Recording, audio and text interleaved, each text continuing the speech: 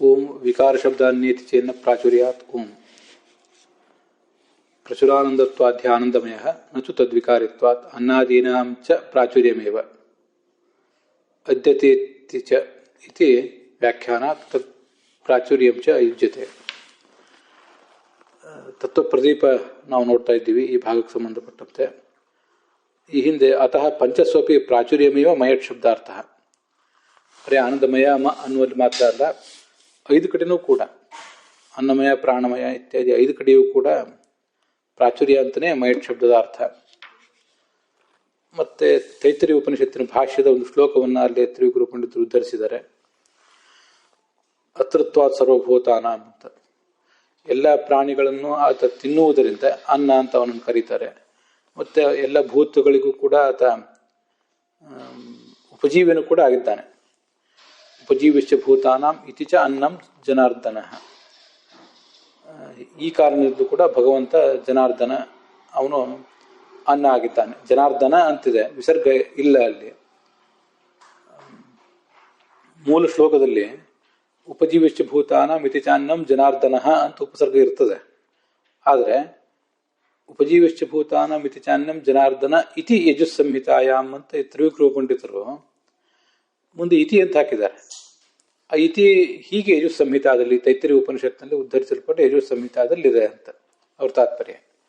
ಹಾಗಿರುವಾಗ ಆ ಜನಾರ್ದನ ಇತಿ ಅಂತ ಬಂದಿರುವುದರಿಂದ ಅಲ್ಲಿ ವಿಸರ್ಗ ಲುಪ್ತವಾಗಿದೆ ಅಷ್ಟೆ, ಸಂಧಿ ನಿಯಮಗಳ ಪ್ರಕಾರ. ಆದರೆ ಈಗ ನಮ್ಮ ಮುದ್ರಣದಲ್ಲಿ ಏನು ಸಮಸ್ಯೆ ಆಗ್ತದೆ ಅಂದರೆ, ಅತೃತ್ವಾತ್ ಸರ್ವಭೂತಾನಾಂ ಸರ್ವಲೋಕಾನಾಂ ಅನ್ನಮಿತ್ಯುಚ್ಯತೆ ಹರಿಹಿ ಅಂತಿಷ್ಟ ಆದಮೇಲೆ ಅಲ್ಲೊಂದು ದಂಡ ಇದೆ. ದಂಡ ಅಂದರೆ ಅದೊಂದು ಫುಲ್ ಸ್ಟಾಪ್. ಒಂದು ಶ್ಲೋಕದ ಪ್ರಥಮಾರ್ಧ ಮುಗಿದ ಮೇಲೆ ಒಂದು ದಂಡ ಹಾಕ್ತಾರೆ ಸಾಮಾನ್ಯವಾಗಿ. ಉಪಜೀವಿಶ್ಚ ಭೂತಾನಾಂ ಮಿತಿ ಚಾನ್ನಂ ಜನಾರ್ದನ ಅಂತಾದ್ಮೇಲೆ 2 ದಂಡ ಹಾಕಿದ್ದಾರೆ. ಶ್ಲೋಕ ಮುಗಿತು ಅಂತಲ್ಲಿ ಸೂಚನೆ. ಆ ದಂಡ ಹಾಕಿದಾಗ ಈ ಜನಾರ್ದನ ಅಂತ ಅನ್ನೋದನ್ನು ಮತ್ತು ಈ ಇತಿ ಅಂತ ಅನ್ನೋದನ್ನು ಬೇರ್ಪಡಿಸಿದಂತಾಗ್ತದೆ. ಆವಾಗ ಅಲ್ಲಿ ವಿಸರ್ಗ ಇರಬೇಕಾಗ್ತದೆ, ಅದು ಸಮಸ್ಯೆ. ಹೀಗಿರುವುದೇನಾಗ್ತದೆ, ಈಗ ವಿಸರ್ಗ ಅಲ್ಲಿ ಇರಬೇಕಾಗ್ತದೆ, ಆದರೆ ಮೂಲತಃ ಅವ್ರ ವಿಸರ್ಗ ಬರೋದಿಲ್ಲ. ಆದರೆ ಹಿಂದೆಲ್ಲ ಏನಾಗ್ತಿತ್ತು, ಈ ದಂಡವನ್ನು ಹಾಕುವ ಪದ್ಧತಿಯೇ ಇರಲಿಲ್ಲ ಅಂತ ಕಾಣಿಸ್ತದೆ. ಎಸ್ಪೆಷಲಿ ಈಗ ಅಂಥವರೊಬ್ಬರು ವಾಕ್ಯವನ್ನು ಬರೆದಾಗ, ಶ್ಲೋಕವನ್ನು ನಾವೆಲ್ಲೋ ಪ್ರತ್ಯೇಕವಾಗಿ ಬರೆದಾಗ ಜನಾರ್ದನ ಅಂತ ಆಗೋದು ಸರಿ. ಹಿಂದೆ ಅವರು ಒಂದು ಟಿಪ್ಪಣಿಯಲ್ಲಿ ಒಂದು ಇದನ್ನು ಕೋಟ್ ಮಾಡಿದ ಪ್ರಸಂಗದಲ್ಲಿ ದಂಡ ಇರೋದಿಲ್ಲ. ಅದರಿಂದ ದಂಡ ಹಾಕದೇ ಇರೋದು ಒಳ್ಳೆಯದು. ಹಾಕಿರುವವರು ಶ್ಲೋಕ ಗೊತ್ತಾಗಲಿ ಅಂತ ಹಾಕಿರ್ತಾರೆ.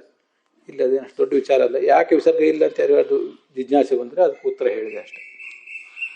ಸರಿ.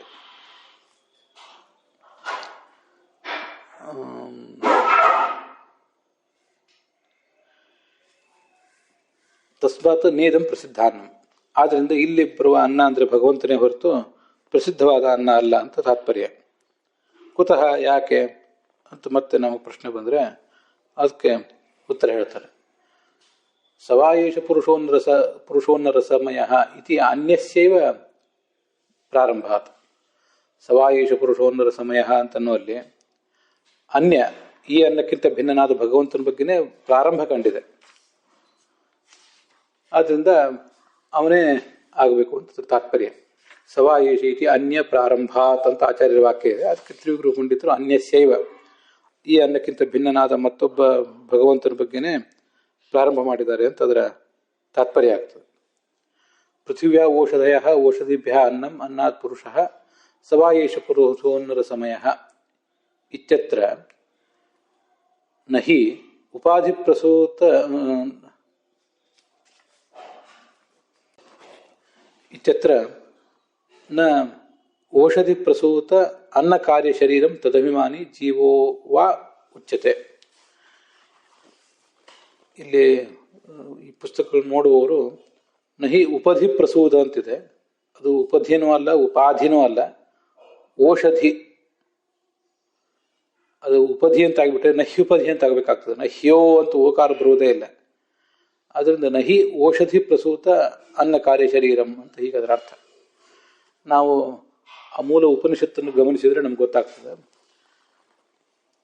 ಪೃಥಿವ್ಯಾ ಓಷಧಯ, ಆತ್ಮನ ಆಕಾಶ ಸಂಭೂತಃ, ಆಕಾಶಾದ್ ವಾಯು, ವಾಯುರನ್ನಂ, ಅನ್ನಾತ್ ಪೃಥ್ವಿ ಅಂತ ಹೀಗೆಲ್ಲ ಬೇರೆ ಬೇರೆ ಭಾಗ ಇದೆ.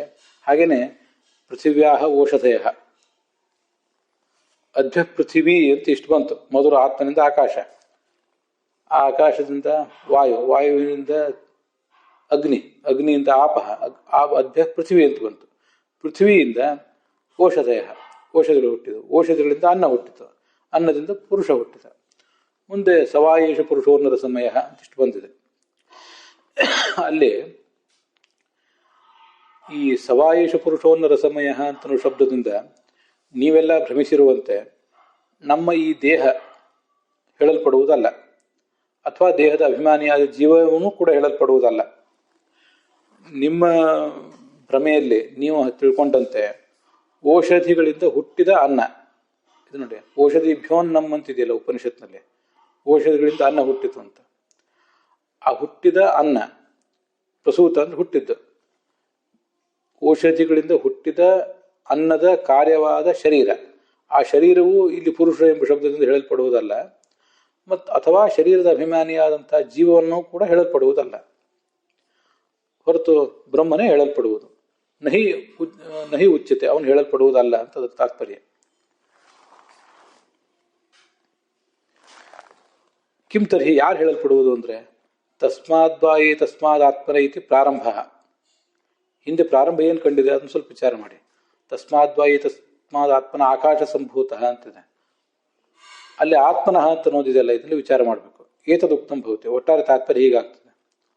ತಸ್ಮಾದ್ವಾಯೇ ತಸ್ಮಾದಾತ್ಮನ ಆಕಾಶ ಸಂಭೂತ ಅಂತ ಪ್ರಾರಂಭ ಮಾಡಿ, ಆಕಾಶಾದಿ ಶಬ್ದಗಳಿಂದ ಆಕಾಶಾದಿ ಭೂತಗಳು ಮತ್ತು ಆ ಭೂತಗಳಿಂದ ಹುಟ್ಟಿದ ಶರೀರಗಳು ಮತ್ತು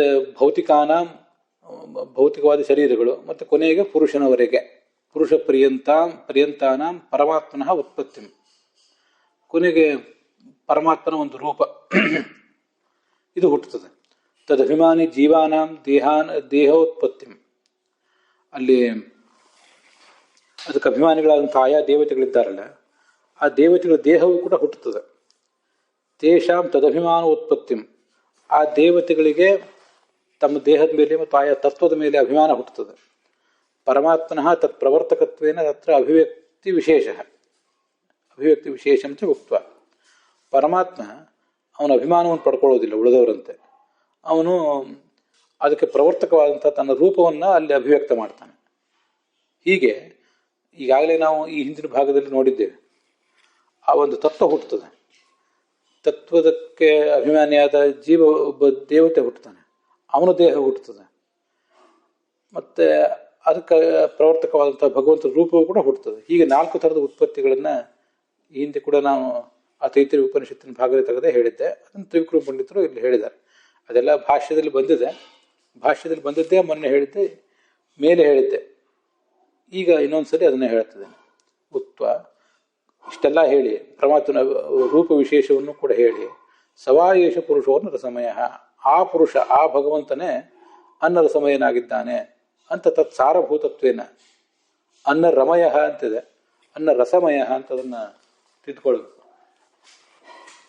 ಅನ್ನದ ರಸ ಅಂದರೆ ನಮ್ಮ ಸಮಸ್ಯೆ ಏನು?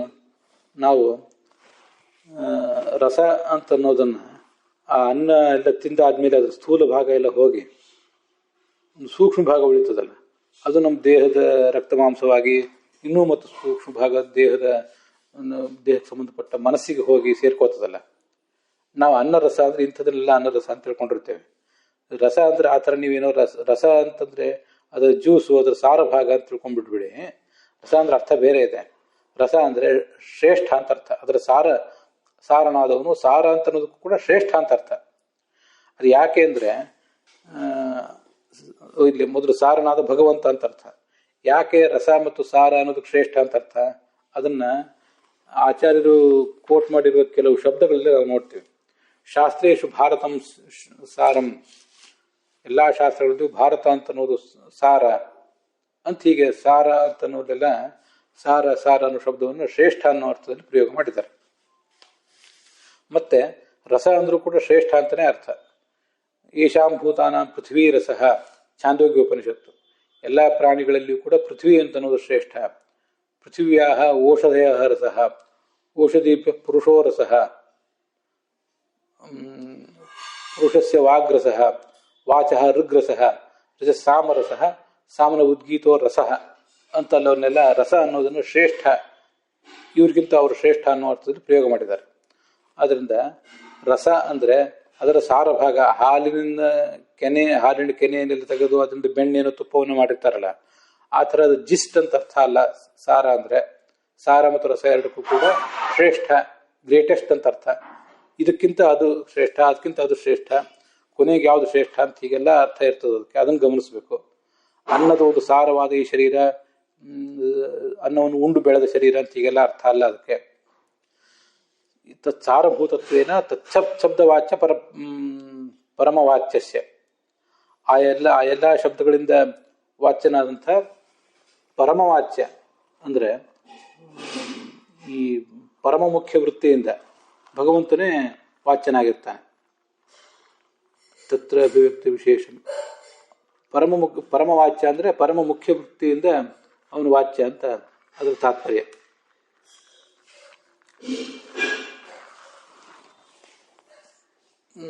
ಪರಮವಾಚ್ಯಸ್ಯ ಜೀವ ಪರ್ಯಂತಂ ಅನುಗತಸ್ಯ, ಅವನು ಎಲ್ಲಿದ್ದಾನೆ ಅಂದರೆ ಭಗವಂತ ಈ ಎಲ್ಲ ತತ್ವಗಳಲ್ಲೂ ಇದ್ದಾನೆ. ತತ್ವಗಳ ಮೂಲಕ ಅನ್ನವನ್ನು ಉಂಡು ಬೆಳೆದಂಥ ಈ ದೇಹದಲ್ಲಿದ್ದಾನೆ, ಜೀವದೊಳಗಿದ್ದಾನೆ. ಜೀವ ಪರ್ಯಂತಂ ಅನುಗತಸ್ಯ ಪರಮಸ್ಯ ಅಂತ ಪರಮಪುರುಷನಾದ ಭಗವಂತನ ಉಪಾಸನೆಗಾಗಿ ಪಂಚರೂಪದ ಪ್ರತಿಪಾದನೆಯನ್ನು ಮಾಡಿದ್ದಾರೆ. ಹೀಗೆ ಭಗವಂತನ ಉಪಾಸನೆಗಾಗಿ ಅದನ್ನೆಲ್ಲ ಹೇಳಿದ್ದಾರೆ ಹೊರತು ನೀವು ತಿಳ್ಕೊಂಡಂತೆ ನತು ಅನ್ಯತೆ ಯಾವುದೋ ಈ ಜಡವಾದ ಶರೀರ ಇತ್ಯಾದಿಗಳನ್ನ ಅಲ್ಲಿ ಹೇಳಿಲ್ಲ. ನಿಮ್ಗೆ ಅದ್ರ ಬಗ್ಗೆ ಗಮನ ಇರಬೇಕು ಅಂತದರ ತಾತ್ಪರ್ಯ. ಅತಃ ವಿಷ್ಣುರೇವ ಅನ್ನಮಯಾದಿ ಶಬ್ದೋಕ್ತಃ, ವಿಷ್ಣುವೇ ಅನ್ನಮಯ ಇತ್ಯಾದಿ ಶಬ್ದಗಳಿಂದ ವಾಚ್ಯನಾಗಿದ್ದಾನೆ ಅಂತ ತಾತ್ಪರ್ಯ. ಈ ತ್ರಿವಿಕ್ರಮ ಪಂಡಿತರು ಹೇಳಿದರೆ ಸಂಗ್ರಹಿಸಿದ್ದಾರೆ. ಅದಕ್ಕೆ ನಾನು ಸಂಬಂಧಪಟ್ಟಂತೆ ಗೋವಿಂದಾಚಾರ್ಯರು ಏನು ಬರೆದಿದ್ದಾರೆ ಅದನ್ನು ಸ್ವಲ್ಪ ಓದ್ತೇನೆ. ಹಿಂದೆ ಹೇಳಿದ್ದೆ ಸ್ಪಷ್ಟತೆಗಾಗಿ. ಪರಮಾತ್ಮನ ಸಕಾಶಾತ್ ಆತ್ಮನ ಆಕಾಶ ಸಂಭೂತ ಅಂತಿದೆಯಲ್ಲ, ಅದನ್ನು ನೋಡಿ. ಆತ್ಮ ಅಂತ ಪರಮಾತ್ಮ, ಅವನಿಂದ ಭೂತಾಕಾಶ ಹುಟ್ಟಿತು. ಮೊದಲು ಭೂತಾಕಾಶ ಹುಟ್ಟುತ್ತದೆ. ತನ್ಮಾನಿ ಗಣಪತಿಶ್ಚ ಸದೇಹ ಸಂಭೂತಃ, ಭೂತಾಕಾಶದ ಅಭಿಮಾನಿಯಾದ ಗಣಪತಿಯು ಕೂಡ ದೇಹ ಸಮೇತನಾಗಿ ಹುಟ್ಟುತ್ತಾನೆ. ಗಣಪತಿ ಮಾತ್ರ ಅಲ್ಲ, ಗಣಪತಿಗಿಂತ ಮುಂಚೆ ಅವನ ತಾಯಿ ಪಾರ್ವತಿ ಹುಟ್ಟುತ್ತಾಳೆ.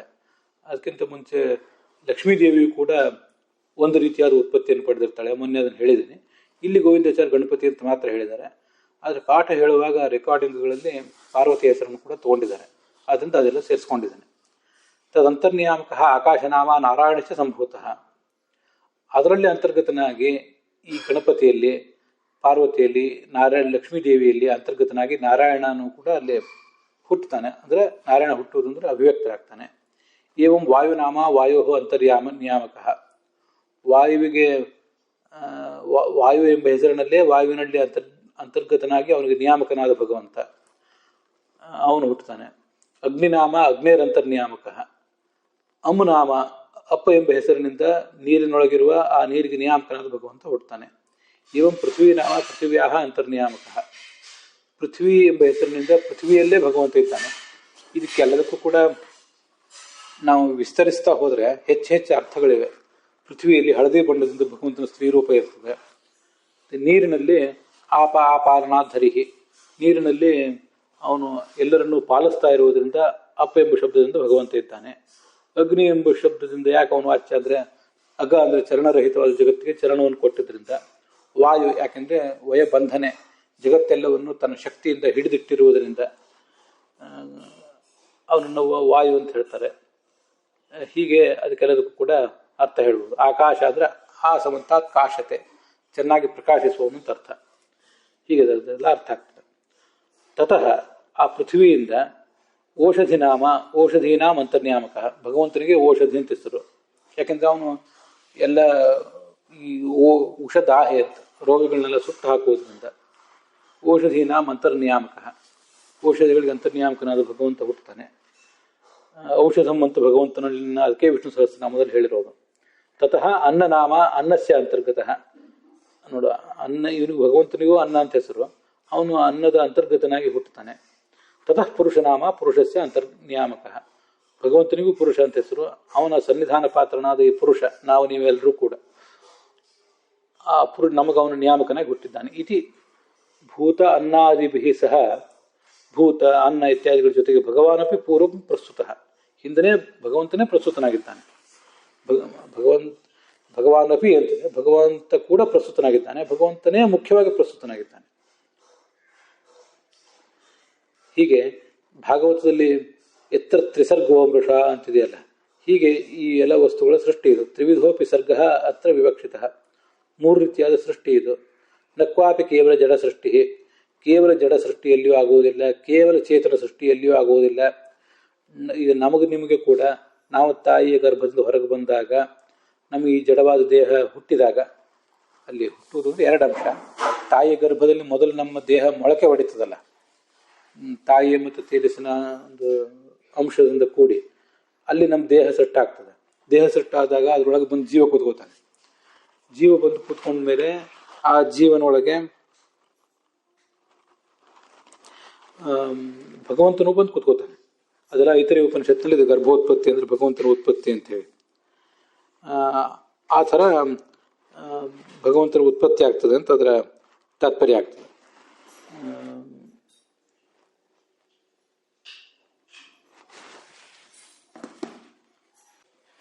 ಕೇವಲ ಜಡದ ಸೃಷ್ಟಿ, ಅದರ ಅಭಿಮಾನಿಯಾಗಿ ಕೇವಲ ಜೀವದ ಸೃಷ್ಟಿ ಅಂತಿಲ್ಲ. ಜಡ, ಜೀವ, ಅದರೊಳಗೆ ಭಗವಂತ, ಹೀಗೆ ಎಲ್ಲ ಕಡೆನೂ ಭಗವಂತನ ಸೃಷ್ಟಿ ಇದೆ ಅಂತ ಅದರ ತಾತ್ಪರ್ಯ ತಿಳ್ಕೋಬೇಕು. ಸರ್ವತ್ರಾಪಿ ತ್ರಿಸರ್ಗ 3 ವಿಧವಾದ ಸೃಷ್ಟಿಯೇ. ತತಶ್ಚ ಸವಾಯೇಷ ಇತಿ ಭೂತಾನ್ನಾದಿ ಸೃಷ್ಟ ತದಂತರ್ಗತ ಅಂತರ್ನಿಯಾಮಕ ಪರಮಾತ್ಮ ಪರಾಮೃಶ್ಯತೆ. ಆದ್ದರಿಂದ ಸವಾಯೇಷ ಪುರುಷೋನ್ನ ಸಮಯ ಅನ್ನೋದರಿಂದ ಕೇವಲ ಜಡವಾದ ದೇಹವನ್ನು ತಿಳ್ಕೊಳ್ಬೇಡಿ. ಇದೆಲ್ಲದಕ್ಕೂ ನಿಯಾಮಕನಾದ ಪರಮಾತ್ಮನೇ ಹಿಂದೆ ಪ್ರಸ್ತುತನಾಗಿದ್ದಾನೆ. ಆದ್ದರಿಂದ ಈ ಭೌತಿಕವಾದ ನಾವು ತಿನ್ನುವ ಅನ್ನಕ್ಕಿಂತ ಭಿನ್ನನಾದ ಪರಮಾತ್ಮನೇ ಅಲ್ಲಿ ಪ್ರಸ್ತುತನಾಗಿದ್ದಾನೆ ಅಂತ ಭಾಷ್ಯದ ತಾತ್ಪರ್ಯ. ಆದ್ದರಿಂದ ಈ ಪರಮಾತ್ಮನೇ ಅನ್ನ ರಸಮಯ ಇಲ್ಲಿ ಆಗಿದ್ದಾನೆ, ಇದು ಒಟ್ಟಾದರ ಅರ್ಥ. ಅತಃ ವಿಷ್ಣುರೇವ ಅನ್ನಮಯಾದಿ ಶಬ್ದೋಕ್ತ. ಅನ್ನಮಯ, ಪ್ರಾಣಮಯ ಇತ್ಯಾದಿ ಶಬ್ದಗಳಿಂದ ಅವನೇ ವಾಚ್ಯನಾಗಿದ್ದಾನೆ. ಅಲ್ಲಿಗೆ ಇವತ್ತಿನ ಈ ಭಾಗ ಸಮಾಪ್ತ ಆಗಿದೆ.